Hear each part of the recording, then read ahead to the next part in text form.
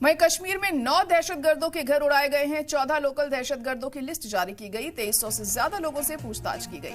अनंतनाग में 175 लोगों को हिरासत में लिया गया है। श्रीनगर में 63 ओवरग्राउंड वर्कर्स के घर भी रेड डाली गई। तो बड़ी और अहम खबर इस वक्त आपको बता रहे हैं। कश्मीर में 9 दहशतगर्दों के घर उड़ाए गए हैं। 14 लोकल दहशतगर्दों की लिस्ट जारी की गई है। 2300 से ज्यादा लोगों से पूछताछ की गई। इस दौरान अनंतनाग में 175 लोगों को हिरासत में लिया गया। श्रीनगर में 63 ओवरग्राउंड वर्कर्स के घरों पर रेड डाली गई है।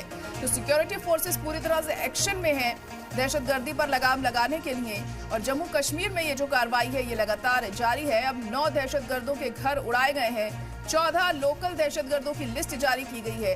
2300 से ज्यादा लोगों से पूछताछ की गई है अब तक और 175 लोगों को हिरासत में भी लिया गया है। इस मामले में श्रीनगर में 63 ओवरग्राउंड वर्कर्स के घर पर रेड डाली गई है और अभी भी ये जो कार्रवाई है वो जारी है। अहम कदम उठाए जा रहे हैं। लगातार पूछताछ का सिलसिला नहीं थम रहा है और खासतौर पर बॉर्डर एरियाज पर जो सिक्योरिटी है उसे और पुख्ता किया गया है और जो सेंसिटिव इलाके हैं वहां पर भी हम देख रहे हैं कार्रवाई पुरजोर तरीके से की जा रही है। तो श्रीनगर में 63 ओवरग्राउंड वर्कर्स के घर पर रेड डाली गई है।